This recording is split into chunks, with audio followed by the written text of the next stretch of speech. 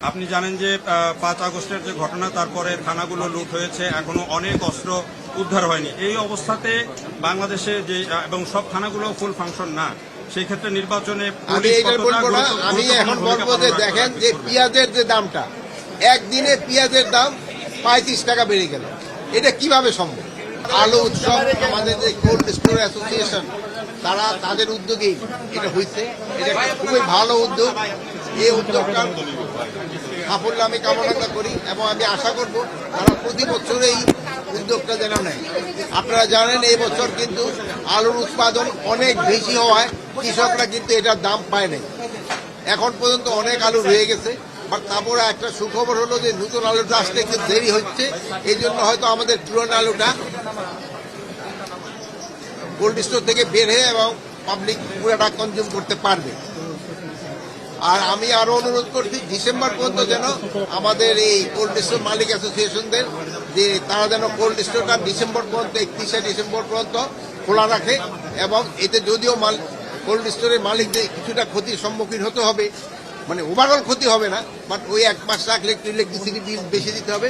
কিন্তু ভাইরা তারা রাজি হয়েছে, এতে হয়তো কৃষকরা কিছুটা লাভবান হবে।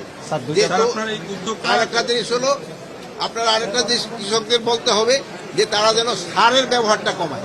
ইউরিয়া সারের ব্যবহারটা হওয়ায় মাটি নষ্ট হয়ে যাচ্ছে, প্লাস কীটনাশক, প্রচুর পরিমাণ কীটনাশক দেয়, যেটার জন্য খাদ্যের জন্য কিন্তু খুবই ক্ষতিকর। একটা বিষয় যে একদিকে আমরা আলু নিয়ে তো আপনি কথা বললেন, কিন্তু এর মধ্যে দেশে নির্বাচনের শিডিউল ঘোষণা করা হয়ে গেছে। আপনি জানেন যে 5 আগস্টের যে ঘটনা তারপরে থানাগুলো লুট হয়েছে, এখনো অনেক অস্ত্র উদ্ধার হয়নি। এই অবস্থাতে বাংলাদেশে যে এবং সব থানাগুলো ফুল ফাংশন না, সেই ক্ষেত্রে নির্বাচনে আমি এখন বলবো যে দেখেন যে পেঁয়াজের যে দামটা, একদিনে পেঁয়াজের দাম 35 টাকা বেড়ে গেল। এটা কিভাবে সম্ভব?